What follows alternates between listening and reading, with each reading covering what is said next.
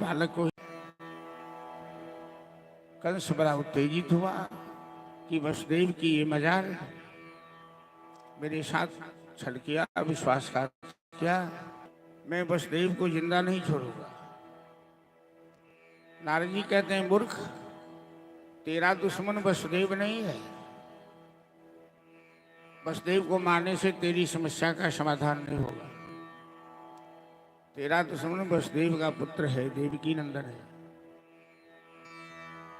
अभी वो जवान भी नहीं हुआ है।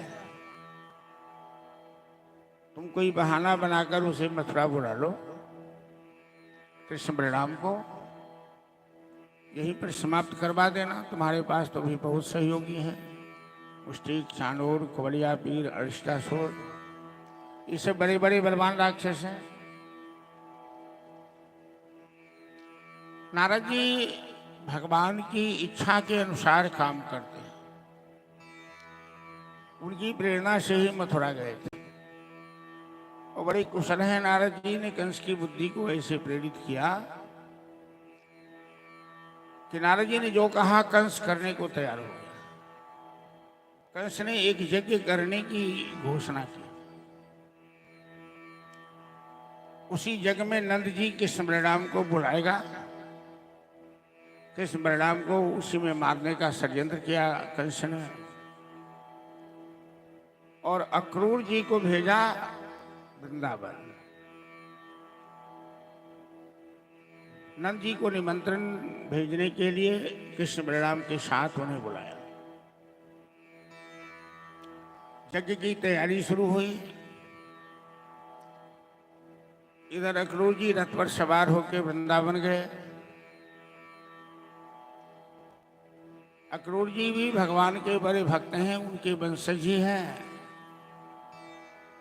तो अक्रूर जी के मन में बड़ा संदेह था कि कंस की नियत ठीक नहीं है।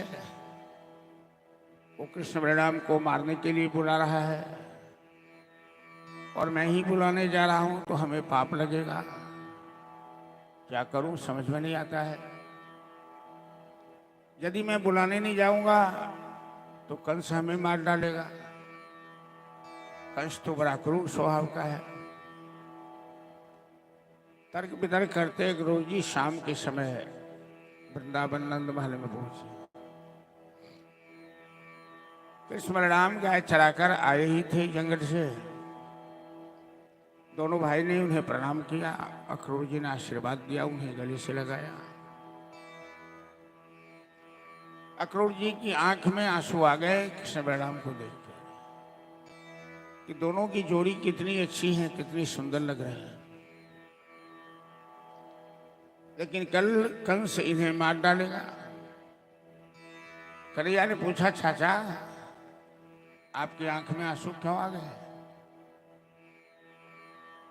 अक्रूर जी कहते हैं, बेटा ऐसे ही आंसू आ गए तुम दोनों को देखकर।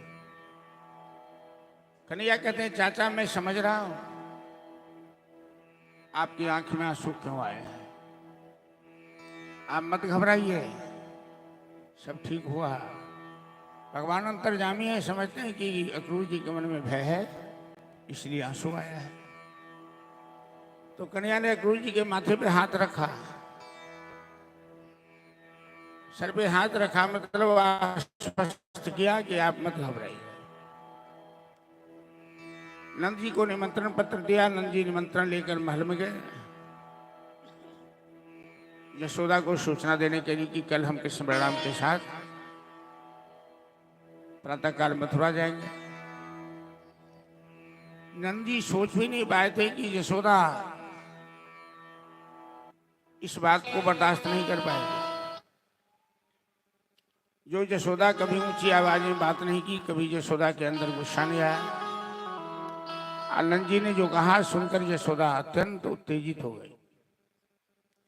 यशोदा कहने लगी कि आपने कैसे सोच लिया कि कृष्ण बलराम मथुरा जाएगा? आप जानते हैं कि मथुरा के लोग अच्छे नहीं हैं, मथुरा के नर नारी अच्छे नहीं हैं। कंस मेरे लल्ला को देखना नहीं चाहता है। उसने मेरे लल्ला को मारने के लिए कितने बार राक्षसों को भेजा है। हम किसी भी हाल में कृष्ण बलराम को मथुरा नहीं जाने देंगे। आपको जाना है जाइए। यशोदा का रूप देखकर नंद बाबा एक बार बोले नहीं, सीधे बाहर निकल गए। रात्रि भोजन विश्राम में सभी गए। यशोदा का चैन छिन गया, नींद हराम हो गई। 12 बजे रात में कन्हैया ने बिस्तर टटोल के देखा तो मैया बिस्तर पर नहीं है। कन्हैया मैया यशोदा के साथ ही सोते थे। बिस्तर पे मैया नहीं है तो कन्हैया ढूंढने के लिए निकले। देखते हैं आंगन में बैठकर यशोदा आंसू बहा रही है, गला बकोड़ लगा हुआ है। माँ के गले से लिपट गई। कन्हैया कहने लगे, मैया क्या हो गया तुम्हें? क्यों तू ये रात में 12 बजे रात में एकांत में बैठकर आंसू बहा रही हो, कुछ बोलती हो? आंचल लेकर माँ का आंसू पोंछते हुए कन्हैया ने पूछा। यशोदा कन्हैया को गले से लगाते हुए कहती है, बेटा जब से अक्रूर आया है वृंदावन में मेरे होश गायब हो गए। जब से तेरे बाबा ने कहा कि तू वृंदावन से मथुरा चला जाएगा, लल्ला मेरे जीने के पीछे कोई उद्देश्य नहीं है। हम तुम्हारे लिए ही जी रहे हैं और मैं तुम्हारे बिना जी नहीं सकती हूँ। तू वृंदावन से मथुरा चला जाएगा, ये हमें बर्दाश्त नहीं हो रहा है। मथुरा कंस की नगरी है, कहीं कुछ उल्टा सीधा हो गया तो हम क्या करेंगे? लल्ला मैं घबरा रही हूं, मेरा दिल घबरा रहा है। कन्हैया कहते हैं, मैया मैं कोई सब दिनों के लिए नहीं जा रहा हूं, कुछ आवश्यक काम है जो करना है, फिर मैं आऊंगा तुम्हारे पास। मैं तुम्हें वचन देता हूं। यशोदा कहती है, लल्ला आज तक मैंने तुमसे एक सत्य छिपाया है। कैसा सत्य? तो तू मेरा अपना बेटा नहीं है, तू देवकी का पुत्र है। मैंने तुम्हें जन्म नहीं दिया है, मैंने केवल तुम्हारा लालन पालन किया है। इसलिए हमें भय लगा है कि तू अपनी माँ के पास जाएगा तो वापस नहीं आएगा। अब तू वापस नहीं आएगा तो मैं जीवित नहीं रह सकती हूँ। कन्हैया कहते हैं, मैया तुम आज कैसी बात कह रही हो? माँ केवल जन्म देने से माँ नहीं होती है। तुमने जो माँ का कर्तव्य किया है, तुमने जो हमें प्रेम दिया है, ममता लुटाई है, वो संसार में किसी भी संतान को सौभाग्य नहीं मिला होगा। कई बार कन्हैया मथुरा और द्वारिका में चर्चा करते हैं कि मैया यशोदा जैसा प्रेम तो मैया देवकी के अंदर नहीं है। यशोदा बड़ी भोली भाली है, सीधी सादी है। एक एक घंटे में कन्हैया को भोजन कराती है, श्रृंगार करती है, गले से लगाती रहती है। वो कभी नहीं चाहती कि मेरे कन्हैया के चेहरे से मुस्कुराहट जाए, कन्हैया का श्रृंगार कभी मुरझाया हुआ देखने को आए। यशोदा जैसी माँ, यशोदा जैसा प्रेम किसी माँ के अंदर नहीं देखा गया। कन्हैया कहते हैं, माँ तू जानती है कि मैं झूठ नहीं बोलता हूँ, मैं तुम्हें वचन देता हूँ कि मैं आऊंगा। यशोदा को विश्वास हो गया कि कन्हैया तू झूठ नहीं बोलता है। दुनिया के लोग जो कहें, दोनों माँ बेटे विश्राम में जाते हैं। भोर से भोर उठकर यशोदा कन्हैया को स्नान कराती है, श्रृंगार करती है, फूलों का गजरा लगाती है। जो अक्रूर जी कृष्ण बलराम को लेने गए हैं कंस का दूत बनकर, उनके मन में संदेह बना हुआ है कि वृंदावन से प्रस्थान करने में जितना विलंब होगा समस्याएं उतनी बढ़ती चली जाएगी। जब इन गोपियों को पता लगेगा तो कृष्ण बलराम का जाना मुश्किल हो जाएगा। ये गोपियां इतना प्रेम करती है कि किसी भी हाल में कृष्ण बलराम को यहाँ से जाने नहीं देगी। तो भोर से भोर बिना नहाए धोए अक्रूर जी रथ लेकर द्वार पर खड़े हो गए। स्नान पूजा बाद में भी कर लेंगे, पहले यहाँ से लेकर इधर चले। और गोपियों को पता लग गया, झुंड की झुंड गोपियां आकर नंद महल में इकट्ठी हो गए।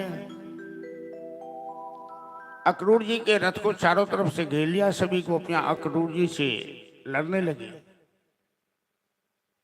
सभी गोपियां कहने लगी कि तुम क्यों आए हो वृंदावन? अरे तुम कंस के नगरी के रहने वाले हो, तू कंस के दूत हो, तेरे दिल में दया नहीं है। तू चले यहां से चला जा, हम कृष्ण बलराम को किसी हाल में यहां से जाने नहीं देंगे।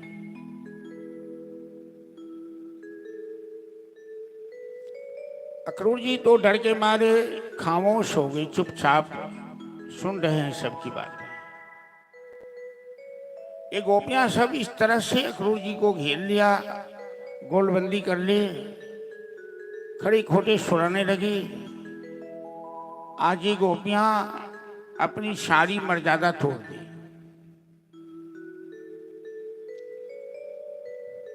इस प्रसंग को सुखदेव जी जब राजा परीक्षित से सुना रहे हैं तो सुखदेव जी जो सन्यासी हैं, वीतराग साधु हैं, यही एक ऐसा प्रसंग मार्मिक है जहां आकर सुखदेव जी की वाणी अवरुद्ध हो जाती है, गला अवरुद्ध हो जाता है। सुखदेव जी राजा परीक्षित से कहते हैं कि महाराज परीक्षित, जब कृष्ण वृंदावन से जाने लगे उस समय जो वहां की स्थिति हुई, करुण दृश्य हुआ, मैं वाणी से वर्णन नहीं कर सकता। मेरी वाणी में वो शक्ति नहीं। धरती रो पड़ी, आसमान रो पड़ा, जड़ चेतन सब रोने लगा। जो गोपियां आज तक मर्यादा पालन करती आ रही थी, आज इन गोपियों ने सारी मर्यादाएं तोड़ दी। कई बार गोपियां आपस में बातें करती थी कि जब श्याम सुंदर कदम की डाली पर बैठकर बंसी बजाते हैं तो गाय, बछड़े, मयूर, बंदर, भालू सभी एक टक उनकी बंसी की आवाज सुनते रहते, उनकी ओर, उनके मुखारबिंद की ओर देखते रहते। और आपस में गोपियां बातें करती थी कि हमसे भाग्यशाली तो ये मयूर, बंदर, बंदर, भालू है। इसे किसी का भय नहीं है, किसी का डर नहीं है। ये आराम से कृष्णचंद्र के मुखारबिंद का अवलोकन करता है, उनकी वंशी की तान सुनता है। और हम लोग जब श्याम सुंदर की ओर देखते हैं तो समाज के लोग, बड़े बुजुर्ग हमें डांटते हैं, फटकारते हैं कि देखो ना इस बच्चलन को किस तरह से आंखें लड़ा रही है। धन्यास्म मूढ़मतयोऽपि हिरण्यरेखा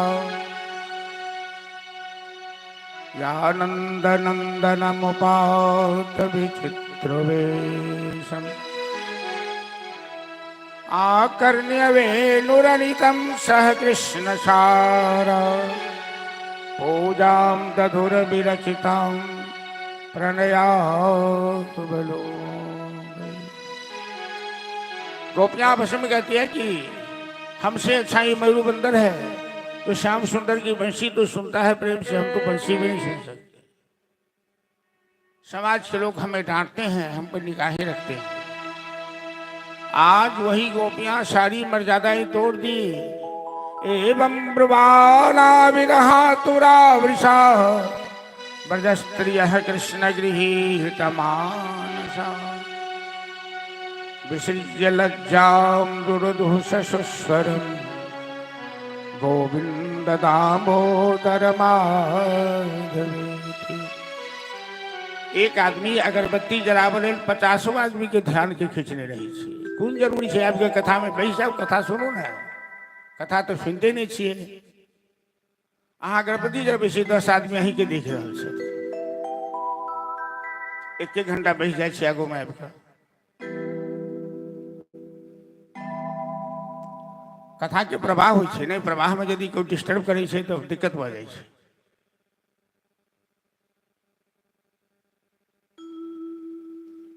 एवं ब्रुवाना विरहा दुरा भृषा व्रज स्त्रियः कृष्ण गृहीत मानस विसृज्य लज्जामृदुः शशुस्वरम् गोविंद दामोदर माधव। सभी गोपियां कहने लगी, कन्हैया तू वृंदावन छोड़ के मत जा, तू मथुरा मत जा, हम तुम्हें किसी हाल में नहीं जाने देंगे। सभी अक्रूर जी से लड़ने लगे कि नंद यशोदा के कहने से क्या होगा, हम कृष्ण बलराम को यहां से नहीं जाने देंगे। कृष्ण बलराम पर केवल नंद यशोदा का अधिकार नहीं है, हम सबका अधिकार है। हम सब ने उनके लिए मनौती की, कात्यायनी की उपासना की, एकादशी व्रत किया है। ब्रजमंडल का ही सितारा नहीं, जगती तल का उजियारा है ओ। मनमोहकता इतनी उसमें, सबके मन का अति प्यारा है ओ। यही भांति विषारु बता मोहन, मनमोहन प्राण हमारा है तो। मत छोड़ चलो वृंदावन को, नहीं तेरे बिना गवारा है। मत जा कन्हैया, तू हमें छोड़कर मत जा। इस तरह से गोपियां व्याकुल होकर फूट फूट कर रोने लगी। मैया यशोदा के अंदर जो धैर्य का बांध बना था वो भी टूट गया और कन्हैया को अपने गले से लाकर मैया यशोदा रोने लगी कि ये मोराया गैला में तुमो की चल गई, तो तली बचन ते सुने तेरे कन्हैया। तो तली बचन के सुर तेरे कन्हैया। मोरा अंगना में तुमो की जल गई, मोरा अंगना में तुमो की जल गई। तली बचन सुने तेरे कन्हैया। तो तली बचन के सुर तेरे कन्हैया।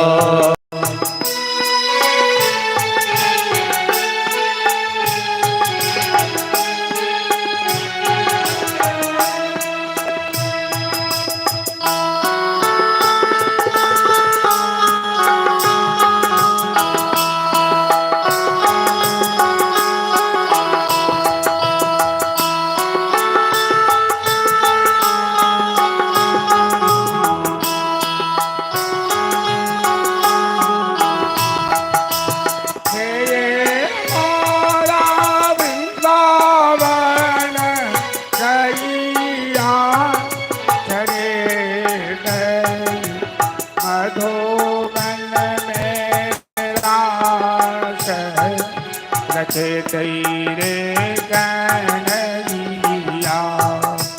मधुवन में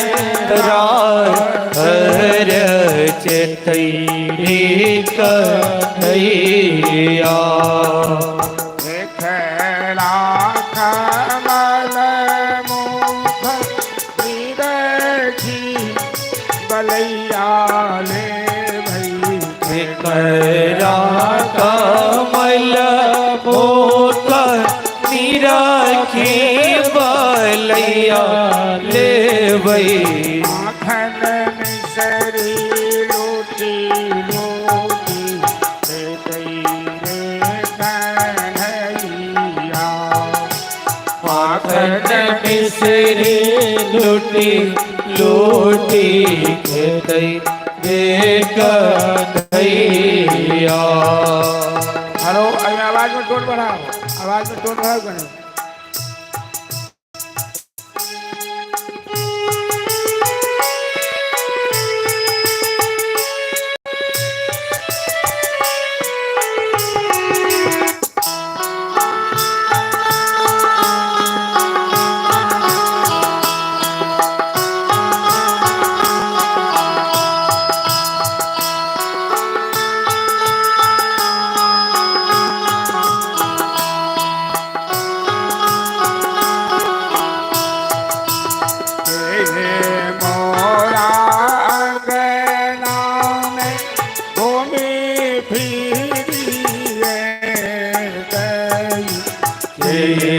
मोरा अंगना में घूमी फिरी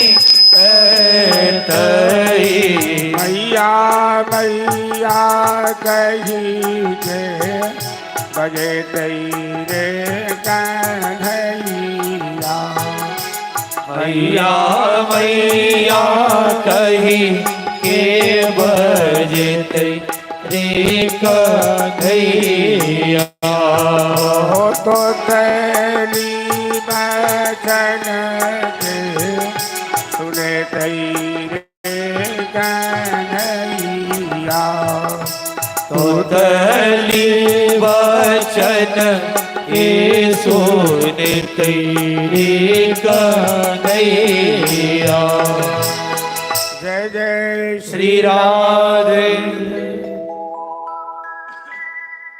इस तरह से मैया यशोदा रोने लगी, सभी रोने लगे। अरे पंखा लगाना तो नहीं कहने से तुम लोग का दिमाग नहीं काम करता है।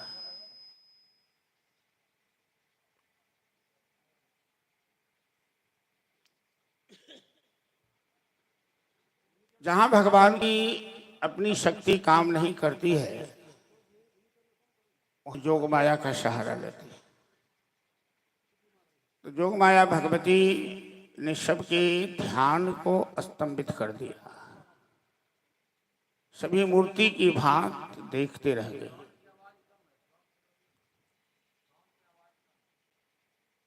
राधा रानी सबसे अलग खड़ी थी, बाल बिखरे हुए, आंख में आंसू डबडबाए हुए, धरती की ओर देख रही है, अंगूठे से पांव कुरेद रही है, जमीन को कुरेद रही है।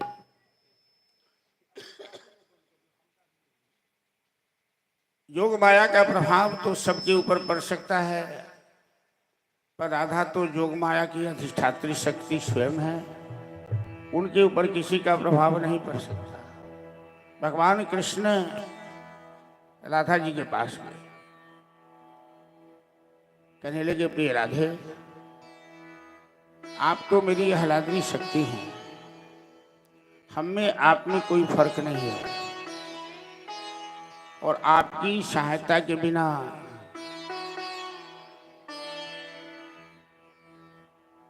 तो मैं कोई लीला नहीं कर सकता, मैं कोई काम नहीं कर सकता। राधा रानी कहती है कि श्याम सुंदर, आप तो मथुरा जाकर राजा बनेंगे, राजनीति में हाथ बटाएंगे,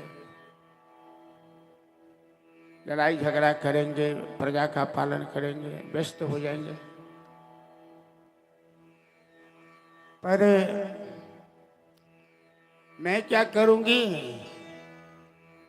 मैं आपके वियोग में अपना जीवन कैसे बिताऊंगी?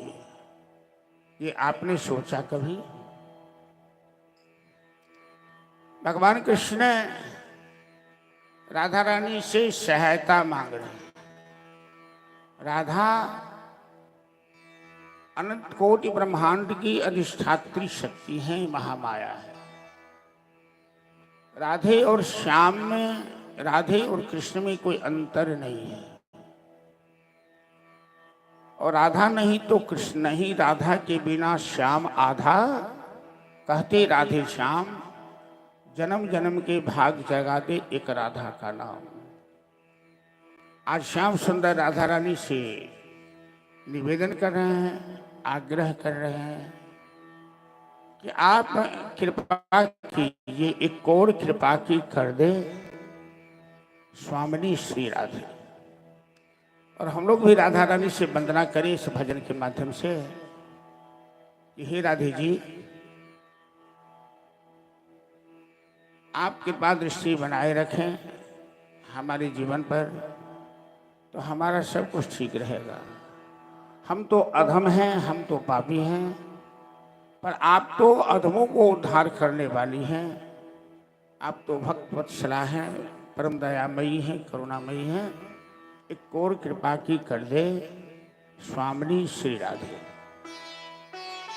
बोलो श्री राधे, राधे श्री राधे। बोलो बोले राधा रानी की जय, कृपा की कर दो लाडली श्री राधे।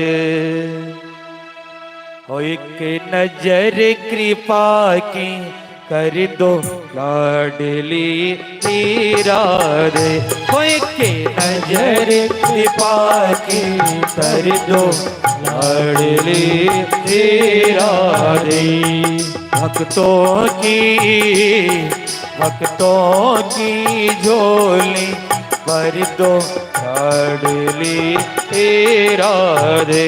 भक्तों की झोली भर दो लाडली श्री राधे।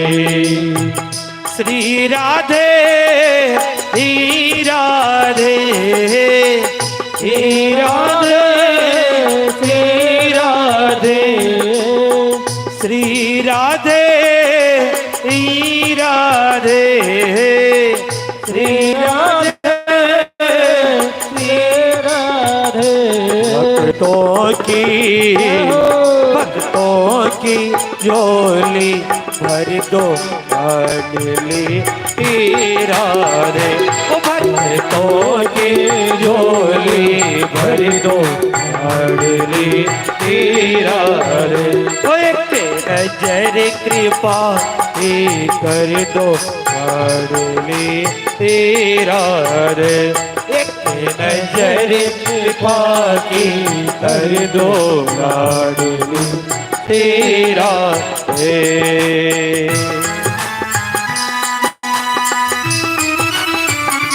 जय हो।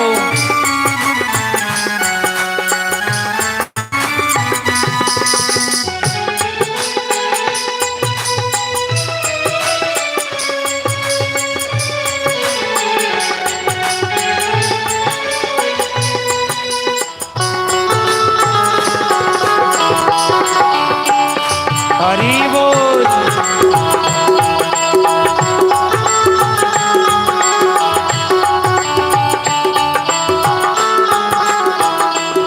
ओ माना कि मैं पतित बहुत हूँ, माना कि मैं पतित बहुत हूँ, माना कि मैं पतित बहुत हूँ, माना कि मैं पतित बहुत हूँ।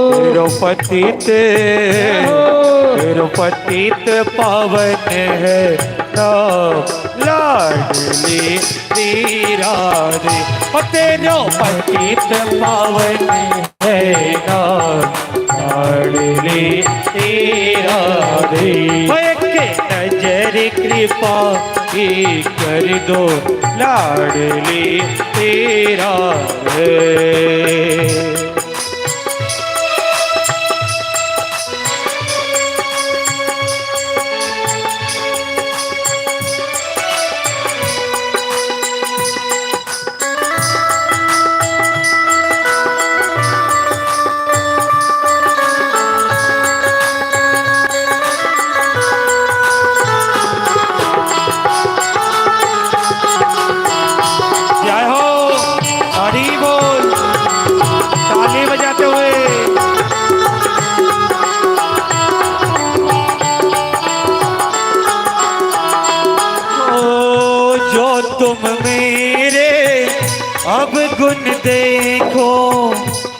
तुम मेरे अवगुण देखो, जो तुम मेरे अवगुण देखो, जो तुम मेरे अवगुण देखो। मत रखना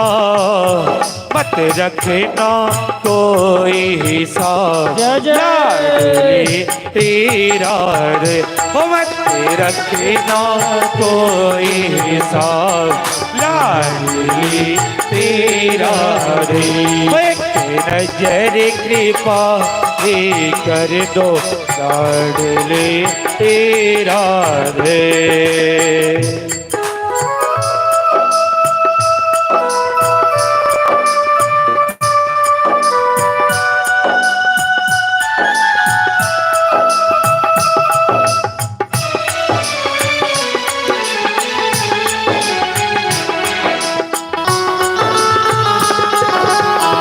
हरि बोल, श्री राधे।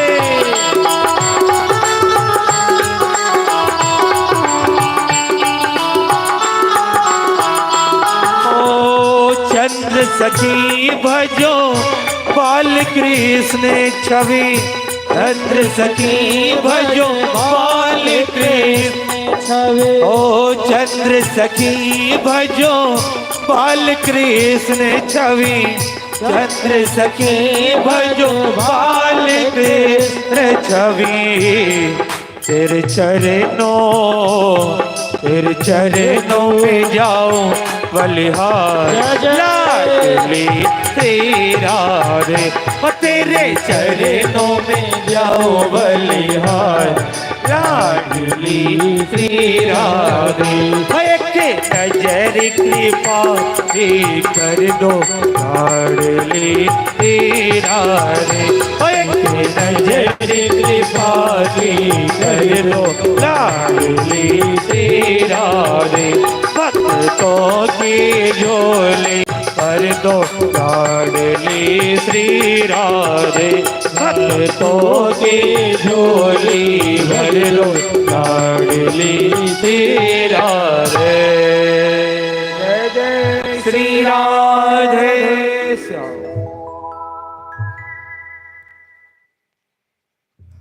श्याम सुंदर ने अपनी प्यारी बंसी राधा जी को सौंप दी, अपनी पीताम्बरी उतार कर दे दिया।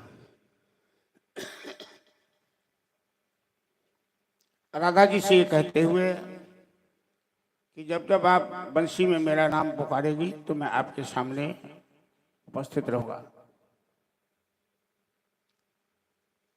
एक यादगार के लिए अपनी पीताम्बरी दे दी। अक्रूर जी से कहा कि चाचा जल्दी से रथ को आगे बढ़ाइए, अभी इन लोगों के ऊपर योग माया का प्रभाव पड़ा हुआ है। जब तक नशा है तब तक ये लोग शांत हैं, नशा टूटते ही ये सभी बेचैन हो जाएंगे।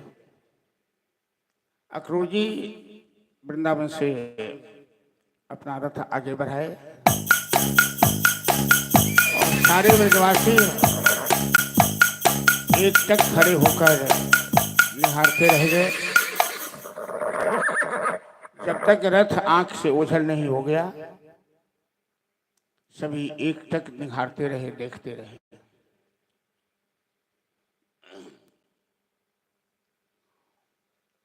चलिए वृंदावन की पावन धरती को प्रणाम कर हम लोग कथा को आगे बढ़ाते हैं। अक्रूर जी स्नान नहीं किए थे। अक्रूर जी कंस के दूत हैं, वसुदेव जी के भाई लगते हैं, कृष्ण के चाचा लगते हैं। अक्रूर जी भगवान के बड़े भक्त हैं, बड़े ज्ञानी हैं। उनके मन में इस बात का संदेह था कि कंस इन दोनों भाई को आज शाम तक मार डालेगा। कंस बड़ा बलवान है, कृष्ण बलराम कितने सुंदर हैं। अक्रूर जी इसी संदेह में बड़ी मुश्किल में पड़े थे। यमुना स्नान करने गए और जैसे जमुना में गोता लगाए, भगवान ने अपना विराट रूप अक्रूर जी को दिखा दिया। अक्रूर जी भगवान की स्तुति करने लगे। बहुत देर तक जमुना में गोता लगाए रहे और अक्रूर जी के मन में पूरा विश्वास हो गया, ये तो साक्षात परमात्मा है, अनंत कोटि ब्रह्मांडाधिनायक हैं, कंस इनका क्या बिगाड़ेगा, ये तो कंस के भी काल है। इसलिए भगवान ने अपना विराट रूप दिखाया। अक्रूर जी यमुना स्नान करके आए, रथ पर बैठे, रथ आगे बढ़ा। जब वृंदावन की सीमा पार की तो कृष्ण बलराम नंद बाबा से कहते हैं कि बाबा, हम पहली बार वृंदावन से बाहर जा रहे हैं, तो यहाँ से हम पैदल यात्रा करेंगे, आप गाड़ी पर बैठकर यज्ञशाला में चलिए, हम पीछे से आ रहे हैं ग्वाल वालों के साथ। कृष्ण बलराम के साथ उनके तरंग जो मित्र थे, सखा तोकभद्र, श्रीदामा, मधुमंगल आदि सभी ग्वाल बाल भी उनके साथ यज्ञ देखने के लिए मथुरा जा रहे हैं। और मथुरा की सारी नर नारियां कतारबद्ध सड़क के किनारे झरोखे पर खड़े होकर कृष्ण बलराम के दर्शन के लिए सभी प्रतीक्षा में थे। इसलिए भगवान ने पैदल यात्रा किया कि मथुरा निवासी हमारा दर्शन चाहते हैं, मैं रथ में बैठूंगा तो इन्हें दर्शन नहीं हो पाएगा, तो इसलिए वो पैदल यात्रा किए।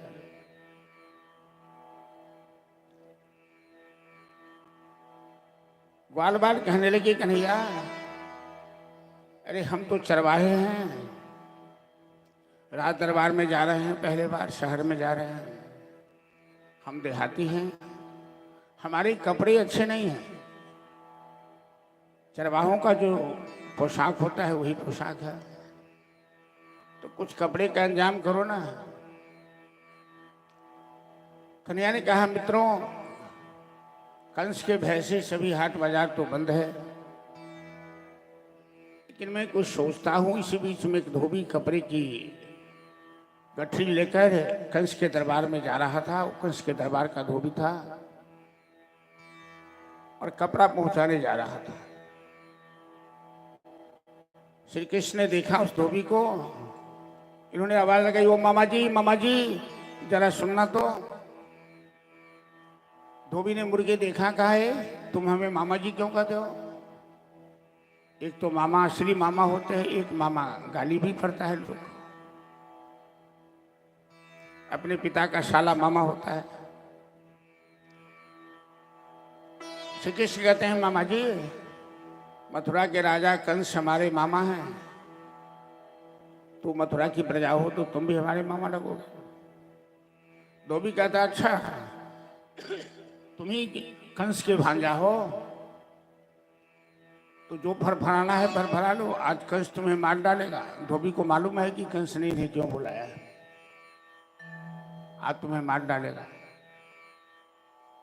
श्री कृष्ण कहते हैं, मामा जी ये तो समय बताएगा कि कौन किसको मारता है। पहली मेरी बात सुनो, इसमें से कुछ वस्त्र कुछ कपड़े मेरे मित्रों को दे दो, ग्वाल बाल को, इनके पास अच्छे कपड़े नहीं हैं, ये राज दरबार में जा रहा है। धोबी कहता है कि तुम्हें शर्म नहीं आती है कपड़ा मांगने में, ये राज दरबार का कपड़ा है, तू चरवाहा होकर ग्वाला होकर ही कपड़ा पहनेगा। बलराम जी कहते हैं, कन्हैया धोबी का स्वभाव तो बड़ा टेढ़ा लगता है। कन्हैया कहते हैं, भैया ये धोबी आज का नहीं, ये जन्म जन्मांतर का टेढ़ा है। त्रेता युग में इसी धोबी ने जानकी के ऊपर अंगुली उठाई थी,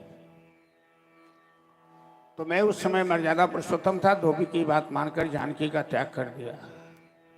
इसका हिसाब किताब बराबर करना है। धोबी को ऐसा झापर भगवान ने लगाया कि धोबी एक ही झापर में दम तोड़ दिया और कपड़े का बंडल खोलकर सारे ग्वाल वालों ने वस्त्र धारण किया। ऐसा लगा कि सबके नाप से सिलाया गया हो कपड़ा, एकदम फिटिंग। ग्वाल बार कहने लगे, कन्हैया अरे कपड़े तो अच्छे हो गए, अब थोड़ा चंदन भी हो जाए।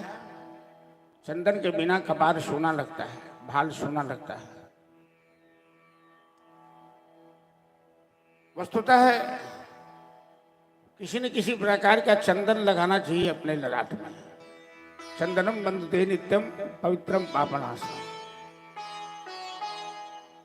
आप नाम हरते सत्यम लक्ष्मी वसत सर्दा।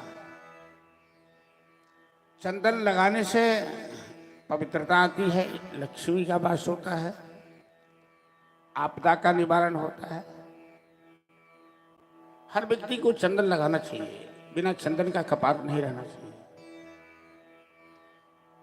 एक कंस के दरबार की दासी थी सेंद्री त्रिवक्रा, चंदन घसने में बड़ी कुशल थी। उसके हाथ का चंदन कंस को बड़ा अच्छा लगता था, तो कंस के दरबार में चंदन देने जा रही थी। श्री कृष्ण ने देखा कुबरी को चंदन लेकर जाते हुए, कहा अरे सुंदरी जरा सुनना तो। कुबरी ने मुड़ के देखा। कुबरी ने सोचा कि आज तक तो हमें समाज में किसी ने सुंदरी नहीं कहा, ये मेरे कान पहले बार ये शब्द सुन रहे हैं। कुबर आदमी को कोई सुंदर तो कहता ही नहीं है, लोग मजाक उड़ाते हैं कुबर को देख करके। कुबरी कहती है श्याम सुंदर, अरे तुम तो तीनों लोक में सबसे अधिक सुंदर हो, तुमने हमें सुंदरी कहा, मैं तो कुरूपा हूं। श्याम सुंदर कहते हैं मैं चमड़े का मूल्यांकन नहीं करता हूं, तेरा दिल बहुत अच्छा है, मैं जानता हूं, इसलिए मैंने जो दिल का सुंदर है मैं उसे ही सुंदर कहता हूं। तुम्हें मैंने इसीलिए सुंदरी कहा।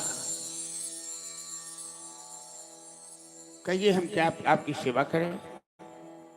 कन्हैया कहते हैं कि थोड़ा सा चंदन इसमें से दे दो, मेरे ग्वाल बाल को चंदन चाहिए।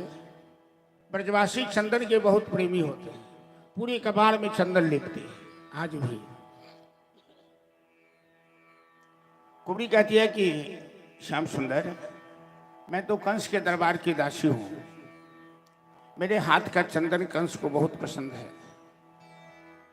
मैं जानती हूं कि यदि तुम्हें मैं चंदन दूंगी तो कंस हमें फांसी पर चढ़ा देगा, लेकिन आज मैं फांसी पर चली जाऊं हमें कोई कष्ट नहीं है। मैं तेरे शरीर में अपने हाथ से चंदन लगाऊं, इसे कहते हैं प्रेम। भगवान के देते समय आपके दिल में कंजूसी नहीं है, आपका हाथ नहीं कांपे, आपको ऐसा नहीं लगे कि ये मैं व्यर्थ दे रहा हूं। प्रश्न वस्तु का नहीं है, कीमत का नहीं है, प्रश्न है देने के भाव का। कुबरी ये चंदन देकर फांसी पर जा सकती है, लेकिन कुबरी ने कोई परवाह नहीं किया। ग्वाल बाल को भी चंदन दिया और कन्हैया के शरीर में अपने हाथ से चंदन का लेप लगाया। मेरे भगवान का स्वभाव है लेते हैं कम देते हैं ज्यादा। गरीबों की सुनो वो तुम्हारी सुनेगा, तुम 1 पैसा दोगे वो 10 लाख देगा। भगवान बड़े उदार हैं, बस उनके नाम पे एक तुलसी दल भी सौंपो प्रेम से। वो देते समय सोचते नहीं है कि हमें अपने भक्तों को कितना देना है, मैं कितना दे रहा हूं। सुदामा ने 4 मुट्ठी चावल का भूजा दिया भगवान को, आज कथा सुनेंगे।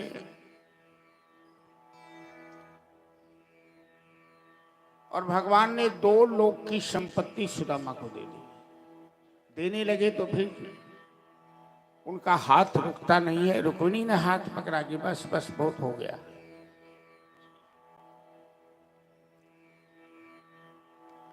वृंदावन में बांके बिहारी जी का मंदिर है, और बांके बिहारी की गली में जो सड़क जाती है उस सड़क के किनारे माला फूल माला और मिठाइयाँ की दुकान है। जो वृंदावन गए होंगे, बांके बिहारी का दर्शन किए होंगे तो उन्हें मालूम है। एक हलवाई की दुकान थी। वो हलवाई 1 बजे रात 2 बजे रात तक दुकान खोल के रखता था। सारे बाजार 10-11 बजे तक बंद हो जाता था, लेकिन उसकी दुकान 1 बजे तक 2 बजे तक खुली रहती थी। लोग उससे पूछते कि तुम इतनी देर तक दुकान खोल के क्यों रखते हो, बाजार में तो कोई आदमी नहीं रहता है। तो हलवाई कहता है कि मैं दुकान खोलकर इसलिए रखता हूं कि जब सारी दुकानें बंद हो जाएगी और रात में कहीं मेरे बांके बिहारी को भूख लगेगी और बाजार में मिठाई खरीदने आएंगे तो एक मेरी ही दुकान मिलेगी खुली हुई, मेरी दुकान से ही मिठाई लेंगे। बस इसी आशा से मैं दुकान खोल के रखता हूं। उन हलवाई का भाव देखिए। बांके बिहारी के मंदिर में नियम है, आज भी वो नियम चल रहा है, वर्षों से चल रहा है। जब उनका पट बंद होता है तो 4 मोतीचूर के लड्डू प्लेट में और 1 गिलास पानी रखा जाता है। रात में भगवान वो लड्डू खाते हैं। एक दिन 12 बजे रात में एक 12 साल का बालक आया उस हलवाई की दुकान में। कहा, बाबा तेरी दुकान में मोतीचूर के लड्डू हैं? हलवाई ने कहा, बेटा मैं देख के बताता हूं। देखा, कहा कितने लड्डू चाहिए? तो 4 लड्डू चाहिए है। हलवाई ने कहा, संजोग से 4 लड्डू ही मेरे दुकान में है, लो। बालक कहता है, बाबा मेरे पास तो पैसा नहीं है। हलवाई ने कहा, कोई बात नहीं, कल दे जाना, परसों दे जाना। तो नहीं बाबा, मैं उधार तो नहीं लूंगा। अरे तेरे पास पैसा है नहीं, लड्डू तुम्हें चाहिए, तो उधार लेगा नहीं तो मैं क्या करूं? बालक ने कहा कि मेरे पास सोने का कंगन है, ये तुम रख लो और हमें लड्डू दे दो। हलवाई ने कहा, ना रे बाबा ना, मैं गरीब आदमी हूं, तेरे लाखों का कंगन है, कहीं कुछ इधर उधर हो गया तो? वो बिहार के लोग थोड़े हैं कि बच्चे को ठग ले फट से मौका दे करके। वहां तो ईमानदारी है। मैं ये कंगन नहीं रखूंगा, तो लड्डू ले जा, मुझे दे जाना पैसा, नहीं दे जाना कोई बात नहीं। बालक ने वो कंगन दुकान में फेंक दिया, लड्डू लिया, चलते बढ़ा। हलवाई ने कंगन उठाकर अपनी तिजोरी में रख दिया। जब बांके बिहारी का मंदिर खोला पड़ा था तो हल्ला मच गया, शोर मच गया कि बांके बिहारी के एक हाथ के कंगन गायब है। बांके बिहारी के हाथ में सोने के कंगन है, वहां मंदिर में कंगन गायब है। अब पुजारी के ऊपर सब संदेह करने लगा कि पट तो पुजारी ने बंद किया था, तो पुजारी ने चंदन गायब किया। प्रधान पुजारी ने तो कंगन गायब किया नहीं था। तो सेकंड पुजारी था, वो जा रहा था, रास्ते पर के हलवाई ने बुलाया उसे, कहा, पुजारी जी अरे किस बात का हल्ला चल रहा है, क्या हुआ है? तो सेकंड पुजारी कहता है कि बांके बिहारी के एक हाथ का कंगन गायब हो गया है। हलवाई कहता है, तू कंगन पहचानते हो? हाँ हाँ। वो तिजोरी से कंगन निकाल के दिखाया, देखो तो ये कंगन कैसा है। कहा, यही तो बांके बिहारी का कंगन है, तेरे पास कैसे आया? तो हलवाई सर पे हाथ रख के पटक पटक के रोने लगा। संयोग से प्रधान पुजारी को याद आया कि आज जब भगवान का पट बंद करने लगे तो मोतीचूर का लड्डू रखना भूल गए थे। और बांके बिहारी की आदत है लड्डू खाने की। किसी आदमी को किसी चीज खाने की जब आदत लग जाती है ना, तो उस दिन यदि नहीं मिले तो जी चटपट करता है उसका। ऐसी आदत लग जाती है लोगों को। तो भगवान लड्डू खाने के लिए बाजार में आ गए और वो 4 रुपए के लड्डू लिए और लाखों का कंगन पुजारी को दे दिए। पुजारी ने सोचा कि कन्हैया तू कितने छलिया हो, मैंने बरसों से दुकान खोल के रखा तेरे दर्शन के लिए, तू मेरी दुकान पर भी आया, हमें दर्शन भी दिया, लेकिन अपना परिचय नहीं दिया तू। लेकिन भगवान ने उस हलवाई को दर्शन दिया। वृंदावन में भगवान 12 साल के ही होते हैं, क्योंकि 11 साल 3 महीना में वृंदावन से चले गए मथुरा। तो वृंदावन के कन्हैया किशोर अवस्था के रहते हैं।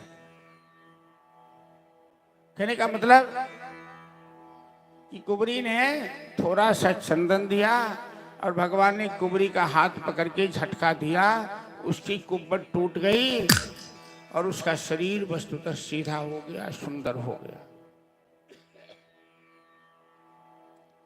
भगवान का स्वभाव उदार है, वो लेते हैं कम, देते हैं ज्यादा।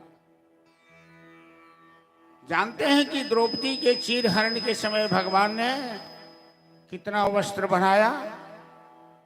साड़ियों का ढेर लग गया, पहाड़ जैसा।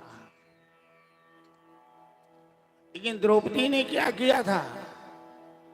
युधिष्ठिर के राष्ट्र यज्ञ में जब भगवान कृष्ण ने शिशुपाल को मारने के लिए सुदर्शन को नचाया, क्रोध में उनकी अंगुली कट गई सुदर्शन के घर्षण से, रक्त बहने लगा। द्रौपदी बगल में खड़ी थी,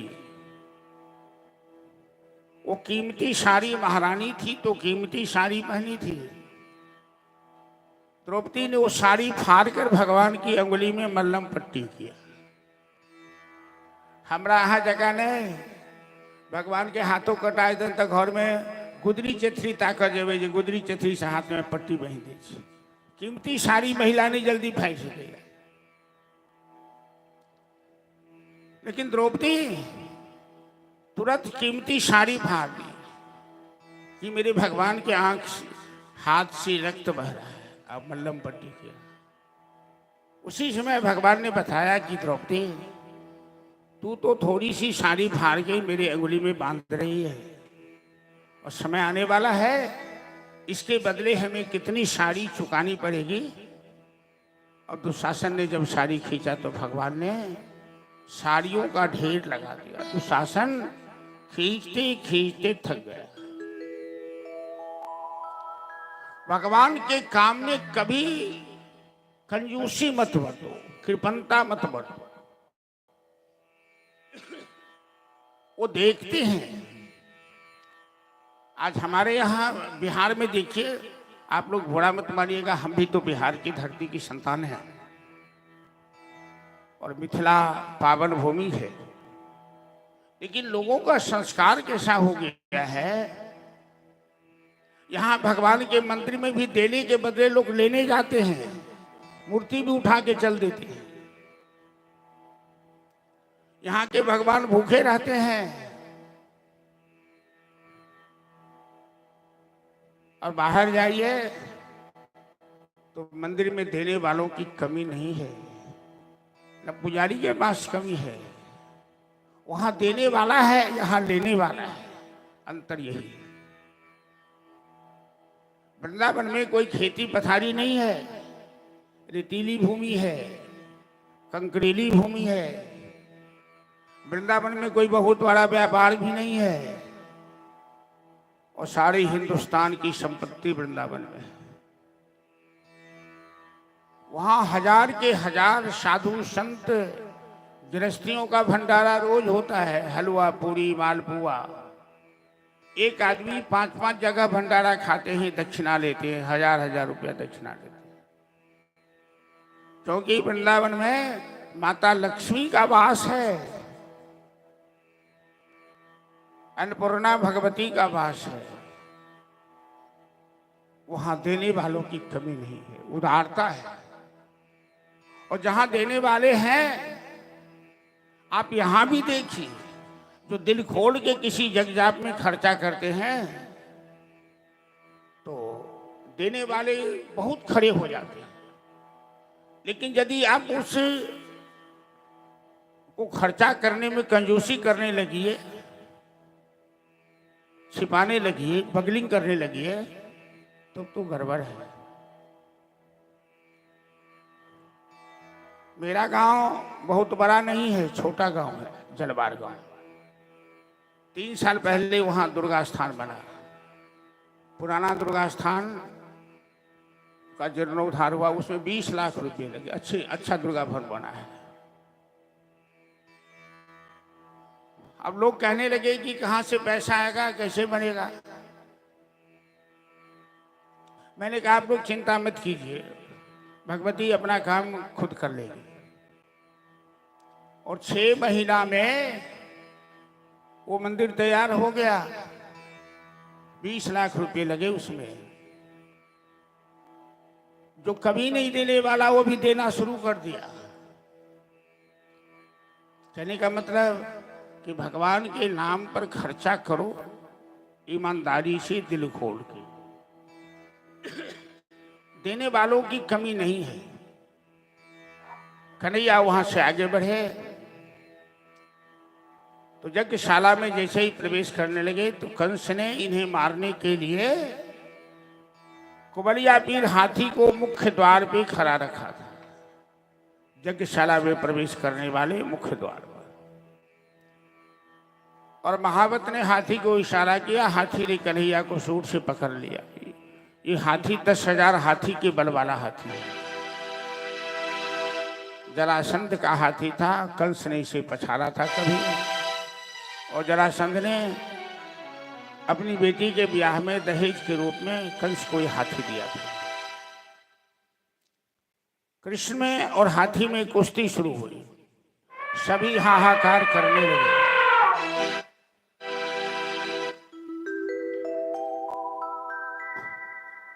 हाथी का सूर पकड़ के भगवान ने ऐसा झटका दिया, हाथी धराशायी हुआ।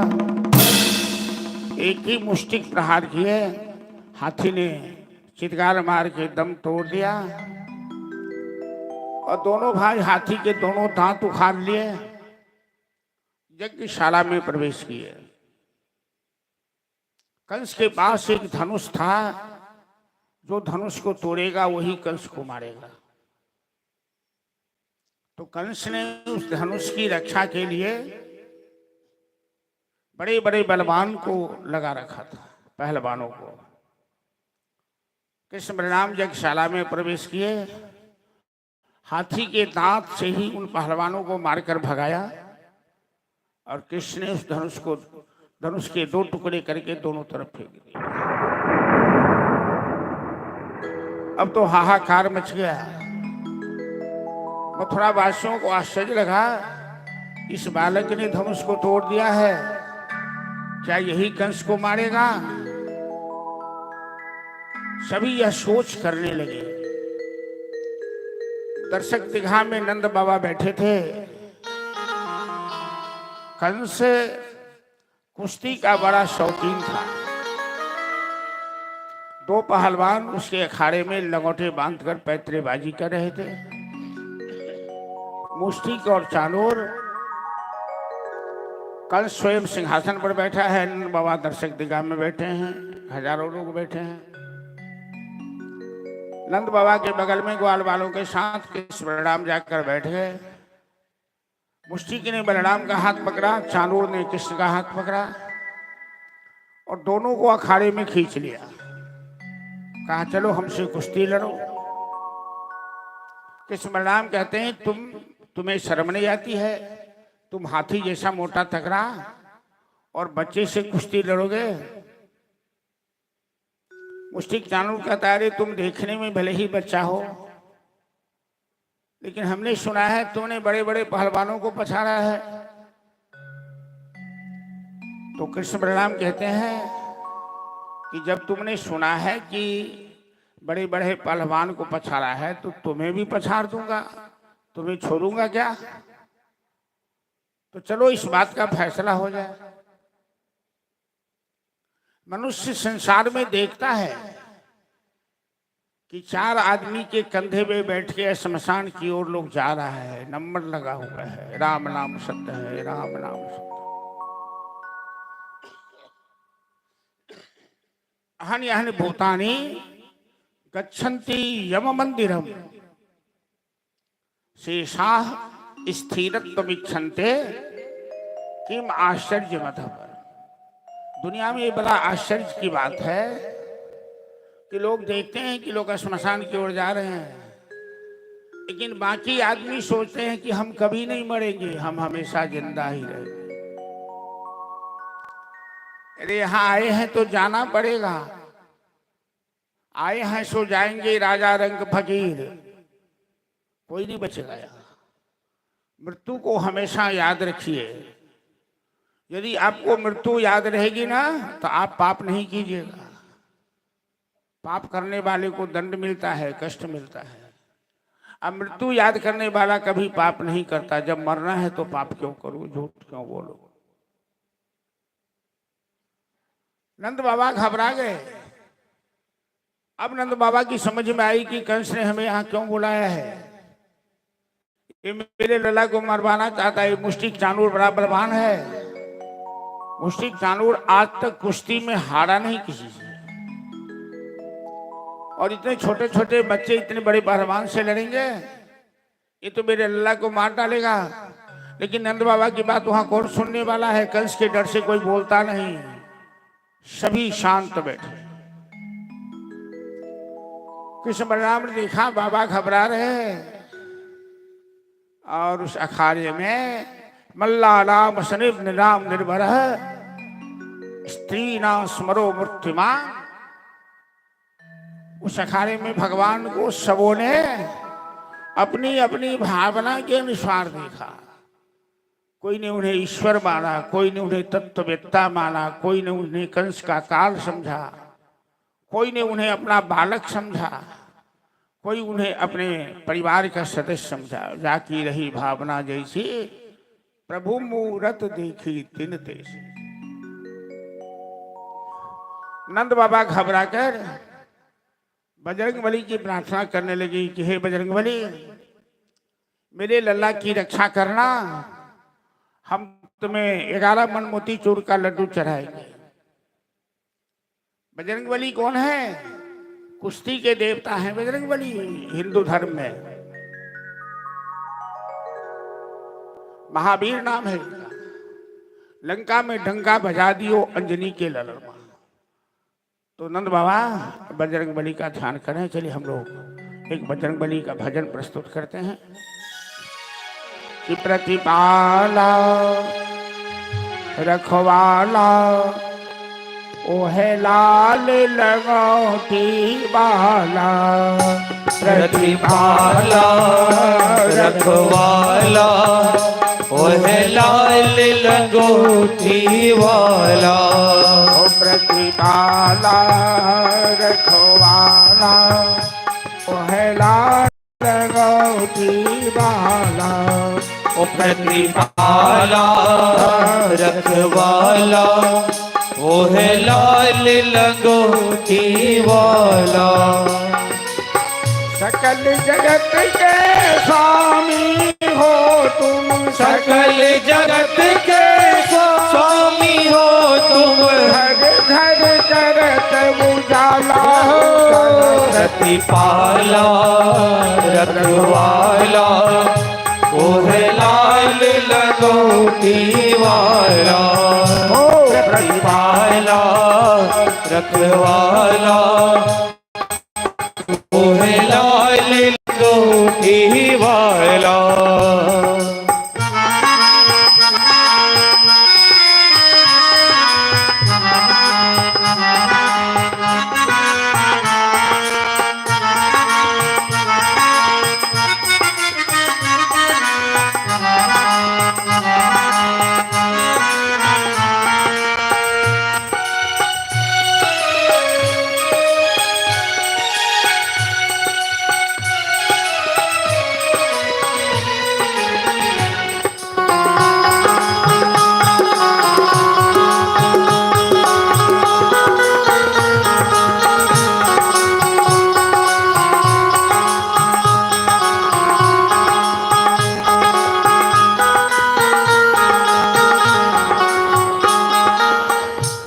दिन ध्यान धरे जो तेरा, नित दिन ध्यान धरे जो तेरा, ओ नित दिन ध्यान धरे जो तेरा, ओ नित दिन ध्यान धरे जो तेरा, जपे राम की माला हो, जपे राम की माला हो, धूप दीप नैवेद्य चढ़ावे, धूप दीप नैवेद्य चढ़ाए, हरे नजम से पाला हरि पाला रखवाला, ओहे लाल लंगोटी वाला, ओ प्रतिपाला रखवाला, ओहे लाल लंगोटी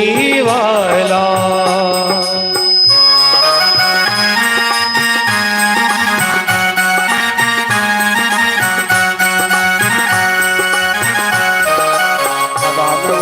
जाए मेरे लाल ध्वजा बजरंगी का हो, मेरे लाल ध्वजा बजरंगी का हो जी, हो जी। हवा में उड़ता जाए मेरे लाल ध्वजा बजरंगी का हो, मेरे लाल ध्वजा बजरंगी का हो री, हो री। लाल गजिया लाल लगौटा लाल गदा बर भारी हो, लाल गदा बर भारी, ओ लाल जगिया लाल लगोटा लाल गदा बटवारी हो, लाल गदा बटवारी। हवा में उड़ता जाए मेरे लाल ध्वजा बजरंगी, हरि बोल मेरे लाल ध्वजा बजरंगी का हो जी, हो जी। हवा में उड़ता जाए मेरे लाल ध्वजा बजरंगी का, मेरे लाल ध्वजा बजरंगी का हो री, हो री। एक सजीवन कुटी के चादर लाल पहाड़ उठाई हो, लाल पहाड़ उठाई, ओ एक सजीवन बूटी के कारण लाए पहाड़ उठाई हो, लाए पहाड़ उठाई। हवा में उड़ता जाए मेरे लाल ध्वजा बजरंगी, ताली बजाते हुए। लाल ध्वजा बजरंगी का हो जी, हो जी। हवा में उड़ता जाए मेरे लाल ध्वजा बजरंगी का हो, मेरे लाल ध्वजा बजरंगी का हो रे, हो रे। रखवाला जय रखवाला, ओ है लाल लगौटी वाला, ओ प्रतिपाला रखवाला, ओ है लाल लंगोटी वाला। जब जब भीड़ पड़े भक्तन पे, जब जब भीड़ पड़े भक्तन पे, ओ जब जब भीड़ पड़े संतन पे, ओ जब जब भीड़ पड़े संतन पे, तूने दिया सहारा हनुमान जी, तूने दिया सहारा हनुमान जी। हे दुख भंजन अंजन नंदन, हे दुख भंजन अंजनी नंदन, तूने गजब कर डाला आला रखवाला, ओहे लाल लंगोटी वाला, ओ प्रतिपाला रखवाला, ओहे लाल लंगोटी वाला। सकल जगत के स्वामी हो तुम, सकल जगत के स्वामी हो तुम, घर घर करते उजाला, प्रतिपाला रखवाला, ओहे लाल लंगोटी वाला, ओ प्रतिपाला रखवाला, ओहे लाल लंगोटी वाला, प्रतिपाला रखवाला, ओहे लाल लंगोटी वाला। बोलो बजरंग बली की जय। सब आदमी कनी कनी आगू घुसक जाइयो, पाछा सब श्रद्धालु सब होइ छथिन बैस जेथिन, कनी कनी सब आदमी घुसक जाओ। आब तो कनी मौसमो ठंडा छै, तैं तोरे कोनो हर्जा नहीं।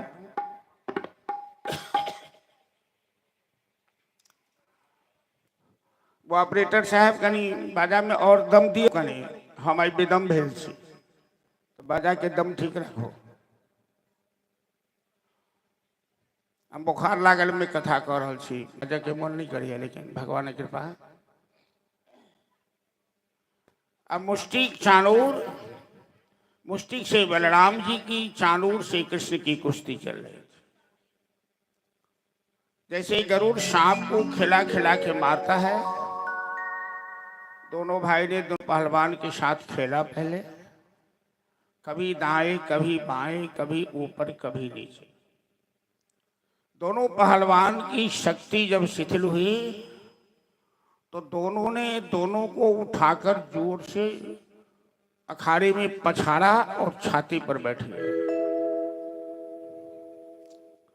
दोनों पहलवान की छाती ठोकने लगे। ओ पहलवान जी, तुम तो कह रहे थे कि आज तक हम कहीं हारे नहीं, तो बच्चों के सामने दांत बांधिए। उठिए उठिए पहलवान जी। ऐसा घूंसा लगाया कि पहलवान की आंखें निकल गई, मुंह से रक्त बगल गया। दोनों पहलवान ने दम तोड़ दिया। अब कंस के जो दूत हैं नगाड़े पीट रहे थे। कुश्ती के समय नगाड़ा बजता है और कंस सिंहासन पर बैठा हुआ था। कंस ने देखा मेरे पहलवान तो मारे गए, ये नगाड़े क्यों पीट रहा है। कंस पागल की तरह चिल्लाने लगा, अरे नगाड़े पीटना बंद करो, मेरे पहलवान मारे गए, अब किस खुशी में नगाड़े पीट रहे हो। अच्छा किया, मूर्ख सुनने से पहले बंद कर दिया।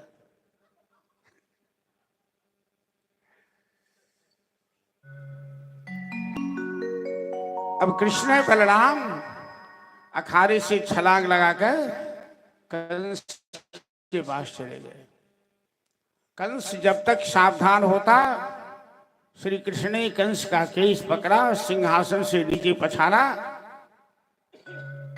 और छाती पर बैठ गए। छाती पर बैठ गए। भगवान के अंदर तो तीनों लोक का भाग है। कंस कसमस करने लगा, कुछ चला नहीं।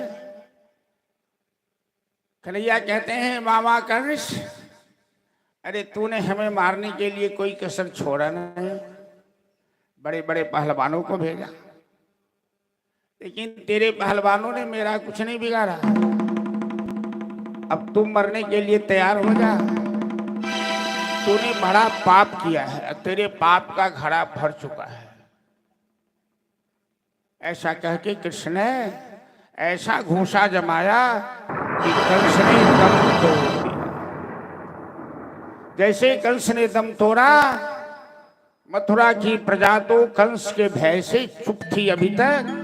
जब पता लगा कि कंस मारा गया तो सारे मथुरावासी कृष्ण बलराम की जयकारा लगाने लगे। बोल कृष्ण बलराम की जय। कंस की दो पत्नियां थी, जरासंध की पुत्री। कंस का ससुर था जरासंध, मगध का राजा। अस्ति प्राप्ति इन दोनों का नाम था। अपने पति के वियोग में दोनों रोने लगे।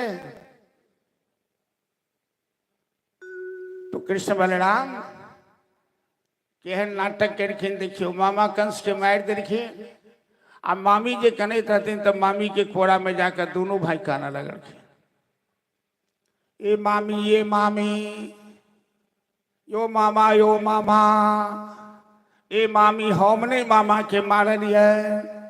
मामा तो बड़का पहलवान छलखिन, हम तो मजाक में एक थापर मारलिए, एक थापर में मरी गए।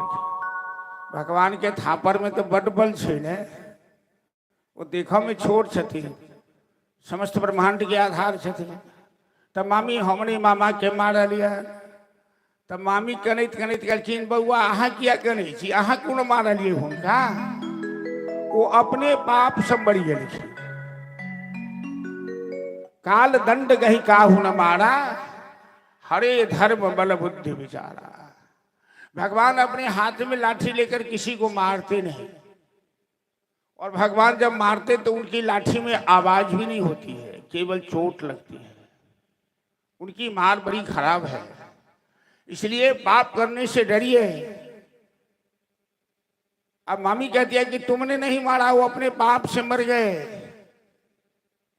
करते हो तुम कन्हैया, मेरा नाम हो रहा है। प्रभु आपकी कृपा से सब काम हो रहा है। सारे संसार का सारा काम तो भगवान करते हैं। लोगों को लगता है कि मैं कर रहा हूं तो मैं कर रहा हूं, मैं कर रहा हूं। कोई कुछ नहीं करता, करने वाला कोई और है। चलो एक भजन करते हो तुम कन्हैया, मेरा नाम हो रहा है। बोलो श्री राधे, श्री राधे राधे श्री राधे। बोलो श्री राधे राधे श्री राधे। बोलो बोले कृष्ण कन्हैया लाल की जय। करते हो तुम कन्हैया, मेरा नाम हो रहा है। ताली बजाते हुए सभी भक्तगणों से आग्रह, प्रेम से ताली बजाते हुए भजन का आनंद लेंगे। मेरा आपकी कृपा से, मेरा आपकी कृपा से सब काम हो रहा है। ओ मेरा आपकी कृपा से सब काम हो रहा है। ओ मेरा आपकी कृपा से अब काम हो रहा है। ओ मेरा आपकी कृपा से अब काम हो रहा है। करते हो तुम कन्हैया, मेरा नाम हो रहा है। करते हो तुम कन्हैया, मेरा नाम हो रहा है। मेरा आपकी कृपा से, मेरा आपकी कृपा से अब काम हो रहा है। ओ मेरा आपकी कृपा से सब काम हो रहा है।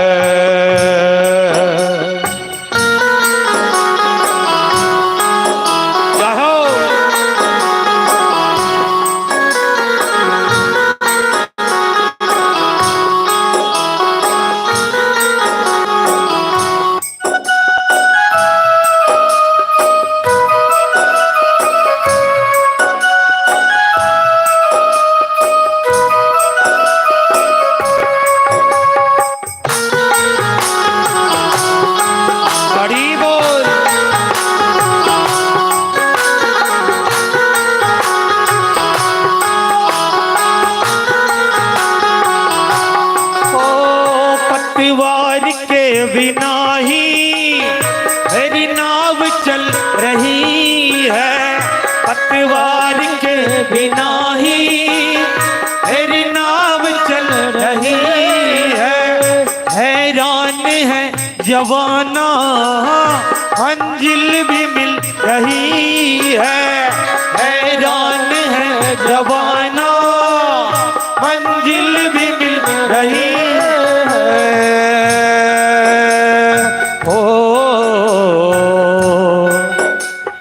करता नहीं कुछ भी,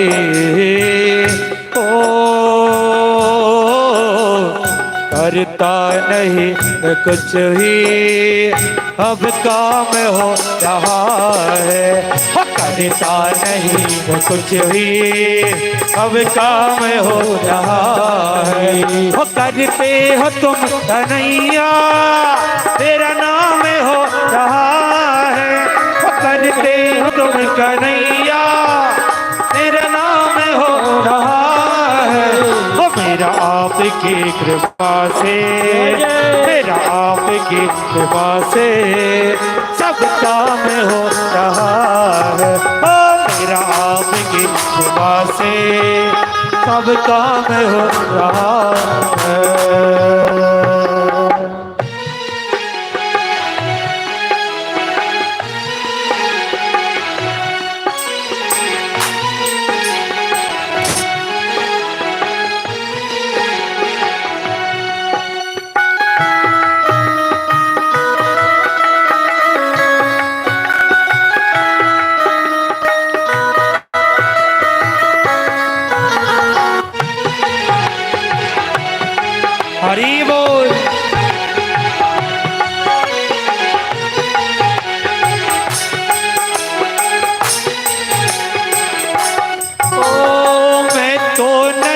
हो काबिल तेरा नाम कैसे गाऊं, मैं तो नहीं हो काबिल तेरा नाम कैसे गाऊं। टूटी हुई वाणी से गुणगान कैसे गाऊं, टूटी हुई वाणी से गुणगान कैसे गाऊं।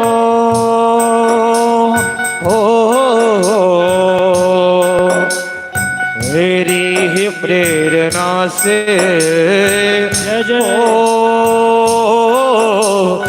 तेरी ही प्रेरणा से ये तमाम हो रहा है, तेरी ही प्रेरणा से ये तमाम हो रहा है। वो करते हो तुम कन्हैया मेरा नाम हो रहा है, वो करते हो तुम कन्हैया मेरा नाम हो रहा है। वो मेरा आपकी कृपा से, मेरा आपकी कृपा से सब काम हो रहा है। वो मेरा आपकी कृपा से सब काम हो रहा है। जय हो।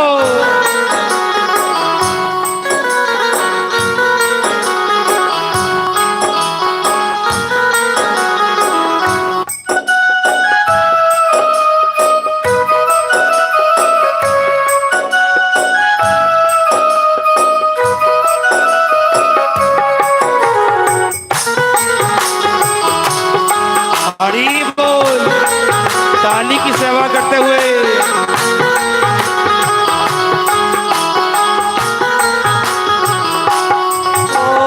दुनिया में होंगे लाखों तेरे जैसा कौन होगा, दुनिया में होंगे लाखों तेरे जैसा कौन होगा।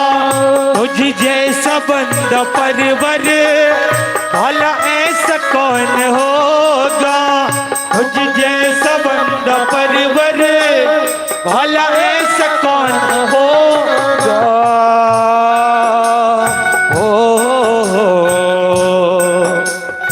थामा है तेरा दामन दामन, थामा है तेरा दामन आराम हो रहा है। थामा है तेरा दामन आराम हो रहा है। वो करते हो तुम कन्हैया मेरा नाम हो रहा है, करते हो तुम कन्हैया मेरा नाम हो रहा है। वो मेरा आपकी कृपा से, मेरा आपकी कृपा से सब काम हो रहा है। वो मेरा आपकी कृपा से सब काम हो रहा है। वो मेरा आपकी कृपा से सब काम हो रहा है। वो मेरा आपकी कृपा से सब काम हो रहा है। वो सब काम हो रहा है, वो सब काम हो रहा है। जय जय श्री राधे।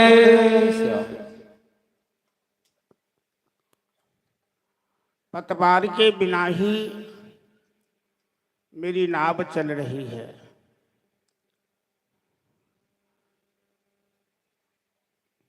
प्रभु आपकी कृपा से सब ना काम हो रहा है। जजमान जी 50 रुपया के पुरस्कार दक्षिण कलाकार के 50-50 तो दोनों के नाम पर आधा आधा ताली बजा दिया।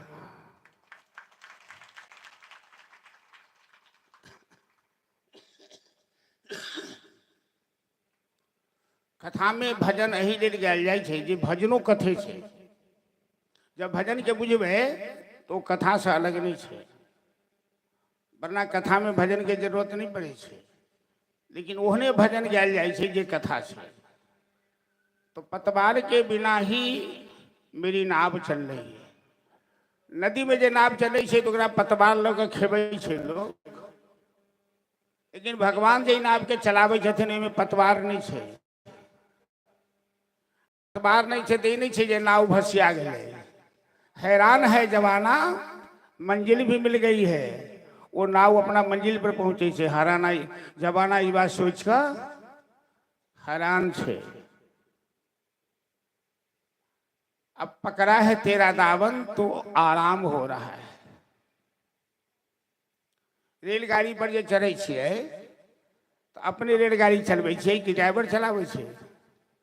अपने तो स्लीपर के एसी के टिकट लगा आराम से सुत रहे छे, आ ड्राइवर जागल चला रहा छे गाड़ी। पैसा वाला के कोनो चिंता नहीं छे, गाड़ी के बाहर जाए नहीं जाए छे। हाँ, स्टेशन के नाम बुझे छे, ओइठन उतर के छे, ओइठन उतरिए। तहिना हम सब आराम से सुतल छी, आ जगत के पालनहार के जेकरा हाथ में पतवार छे वही नाव के चला रहल छे। केकरा कहाँ लो जाए के छे ओकरे पता छे। वो कनिको भूल नहीं करे छे, वो बस वही जगह पर ओकरा टाइम से। संसार के गाड़ी तो लेट भ सके छे, हुनकर गाड़ी लेट नहीं होई छे। कंस को मारकर कृष्ण बलराम ने कंस के पिता को कारागार से मुक्त किया। कंस अपने पिता उग्रसेन को कारागार में बंदी बनाकर मथुरा के सिंहासन पर बैठा था। उनका नाम है उग्रसेन। उग्रसेन ने कृष्ण बलराम की स्तुति की, प्रार्थना की, अब ये जदुवंशी का राज तुम संभालो, हमसे संभलने वाला नहीं है। कृष्ण बलराम कहते हैं, चाचा अभी तो हमने कोई संस्कार नहीं प्राप्त किया है, और संस्कारहीन आदमी यदि राजगादी पर बैठे तो अंधेर नगरी चौपट राजा, टके सिर भाजी टके सिर खाजा हो जाएगा। ये बिहार थोड़े छे कि गोबर ठोका वाली राबड़ी देवी मुख्यमंत्री बन जेती भाई रातों रात। अब मुख्यमंत्रियों बन कर धोचिया निरसिया करते चले, ओकर संस्कार चले होने। मूर्खों का शासन हो जाए तो प्रजाओं को कष्ट होता है। गुरु चेला काशी से पढ़ के जाते रहे, एगो गांव में जो प्रवेश करके तो बोर्ड रहे लागल, अंधेर नगरी चौपट राजा, और टके सिर भाजी टके सिर खाजा। तो चेला पर हल्के हल्के, गुरु जी अ गांव में तो मिठाइयों 1 रुपया में 1 किलो, आ सब्जियों 1 रुपया में 1 किलो, तो थोड़े दिन गांव में रहू ना, खा पी के मोटा जाए। तो गुरु जी कहलखिन, बउआ आ लिखल छे राजा अंधेर आ नगरी चौपट, एकरो मतलब नहीं किछु हेतै। ए गुरु जी यहाँ तो सब जगह संके करे छे, रही नहीं जाओ। रही गेला गुरु चेला, सस्ता सामान भेटले, खा पी के खूब हट्टा कट्टा भ गए। ओई गांव में केकरो घर में चोरी भेले, तो चोर दीवार तोड़ के सेन काट के ओई घर में घुस के सब सामान चोरी कर। वो व्यक्ति राजा के पास गए शिकायत कर कि सरकार हमरा घर में चोरी भ गेल, हमरा इंसाफ चाहिए। तो राजा के नाम की छे चौपट। वो राजा की सोचल के कल कि ये मकान कौन बनाया, उस मिस्त्री को पकड़ के लाओ। मतलब चोर के पकड़ के प्रयास नहीं कर गए, ये मिस्त्री मकान बदल के इतना कमजोर मकान क्यों बनाया कि चोर ने मकान तोड़ दिया। चोर तो केहनो मकान के तोड़ सके छे ना। वो चौपट राजा वही मिस्त्री के बजा गए। तो 50 साल पहले मकान बनल है, मिस्त्री तो बूढ़ हो गए है, एकदम दुबर पातर। तो राजा कल के धर ये मिस्त्री तो एकदम दुबर पातर है, एकरा फांसी दो के की भेटत, एकरा छोड़ दिल गए। कल के देखो तो इस गांव में सबसे मोटा तगड़ा कौन है? तो सबसे मोटा तगड़ा गुरु चेला पकड़ा गया। कल के बस इसे फांसी पर दे दो। चेला कल के गुरु जी मिठाई खाने में तो मजा आया, फांसी पर चलिए। तो गुरु कल के चलवा हम तो पहले कही चलिए, तो मिठाई के लालच से रुक रहा था, फांसी पर जा। गुरुजी आप कोनो बचे के उपाय करू ना। तो गुरुजी कहलखिन बउआ गुरु गुड़ चेला चिल्ली से नहीं छे, गुरु गुरु होइ छे, हम कोनो रास्ता निकाले छे। दोनों गेल शिक्षा बुद्धि कर लेला आ राजा के सामने दोनों मारी पीट शुरू कर दिलक। चेला गुरु के मारे, गुरु चेला के मारे। राजा कहल कि तुम लोग आपस में मारपीट क्यों करते हो? तो गुरुजी कहल कि महाराज हम कही छी जे हम पहले फांसी पर जाब आ चेला कहिया जे हम पहले फांसी पर जाब, अही लेल मारपीट चल रहा है। राजा सोचल कि जे फांसी पर जा से तो लोग डराइए, ये दोनों फांसी पर जाए लेल मारी करिए, आखिर बात की है? तो तुम लोग ऐसे काहे कर रहे हो? तो गुरु कहल के महाराज नहीं बुझलिए, हम ज्योतिष विद्या के जानकार छी। अखन जे मुहूर्त बीत रहल छे, एहिमे जे फांसी पर जाए वो अगला जन्म में पूरा संसार के राजा हो जाए। राजा कहल अरे तोरी के तो बढ़िया बात है। दोनों के कह के तू दोनों भाग गए थे, हम अपने फांसी पर जाए छी। राजा अपने चल गए फांसी पर। बोल वृंदावन बिहारी लाल की जय। तो अंधेर नगरी चौपट राजा कृष्ण बलराम कहलखिन चाचा हम अभी तो कोई शिक्षा नहीं प्राप्त किए, हम राजा नहीं बन सकते। फिर अपना माता पिता के पास गए, कारागार में जते रक्षक रही सबके मारी के भगेलन, ताला तोड़लन, हथकड़ी बेरी कटलन। वसुदेव देवकी के कारागार से मुक्त करें भगवान। अपना पुत्र के गला से लगाकर दोनों काना लगलन, आंसू बह लगलन। एक दिन तो दुख के आंसू बही छलन, अब खुशी के आंसू बह लगलन। गर्गाचार्य लिखिन, नंद बाबा के करखिन गर्गाचार्य, नंद जी कृष्ण बलराम तो वसुदेव जी के पुत्र हैं, देवकी के पुत्र हैं, आपके नहीं। आप इन्हें कुछ दिन यहीं रहने दीजिए, इन्हें कुछ जरूरी काम करना है। नंद बाबा बड़े भोले भाले हैं, उन्हें इस बात की चिंता नहीं है कि मेरा बेटा है कि क्या है। लेकिन सवेरे सवेरे जो वृंदावन से आया अभी तक इसने कुछ खाया नहीं है। और यहाँ के लोग कैसे हैं जो एक बार पूछा भी नहीं खाने पीने के लिए, क्योंकि मथुरा में प्रेम नहीं है, कंस की नगरी है, वहाँ अहंकार है। तो यशोदा मैया ने जो बना कर दिया था रास्ते में खाने के लिए, नंद जी ने दोनों पुत्र को गोद में बैठाकर अपने हाथ से भोजन कराया।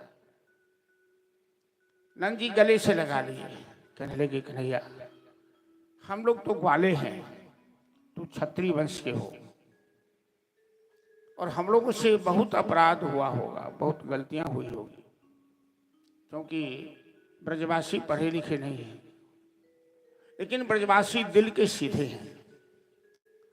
यदि तुम्हारे साथ कुछ गलत किया हो तो क्षमा करना और हमें मत भूलना, हमारे प्रेम को मत भूलना। आंसू बहाते नंद बाबा कहने लगे, कृष्ण बलराम दोनों रोने लगे, बाबा के गले से लग गए। बाबा आप आज हमें पराया बना रहे हैं, हम तो आपके हैं, आप हमारे हैं। कुछ परिस्थिति ऐसी है, कुछ काम ऐसा है जो हमें यहाँ रुकना पड़ेगा, वरना आप लोगों ने जो हमें प्रेम दिया है, ब्रजवासियों ने जो हमें प्रेम दिया है, कि न पार ये हम निरबद्ध संयुजा स्वसाधु कृत्वा विबुधा जुषा जादुस्तजन दुर्जन गृह सिंखिला संविश्च तत्वः प्रतियातु साधुन। आंसू बहाते कहते हैं कि आप लोगों ने जो उपकार किया है उसे हम ब्रह्मा की आयु पाकर भी नहीं चुका सकते। ग्वाल बाल कहने लगे कन्हैया हम तो चरवाहे के चरवाहे रह गए, तुम तो मथुरा के राजा बनने वाले हो। हम तुम्हारे साथ बहुत गलत किए हैं, हम जानते हैं कि तुम्हारे कान भी पकड़े, तुम्हारे कंधे पर भी बैठे, तुम्हें कई बार खरा खोटा सुना है, लेकिन कन्हैया हमारे दिल में कुछ नहीं था, हम तो तुम्हें अपना मित्र समझते थे, हमें मत बोलना। एक बार ग्वाल वाल के संग भगवान खिलाते रहे थे, तो खेल में हार गिर थे, तो हारो वाला कन्हा पर बैसा कर ल जाए छले, एतऽ से ओतऽ तक निर्धारित जगह तक। सब दिन कृष्ण जीते छलखिन, तो हिनका उठा कर ल जाए छलन ग्वाल बाल। उवाहो कृष्ण श्रीमान सीता मानां परावजित वृषभो भद्रसेनस्तु प्रलंबो रोहिणी। तो श्री रामा से कन्हैया हारी गए, अब वृषभ से बलराम हारी गए। तो कन्हैया आनाकानी कर रहे कि हम कन्हा पर नहीं उठाएंगे, तुम इतने मोटे तगड़े हो, हम छोटे हैं।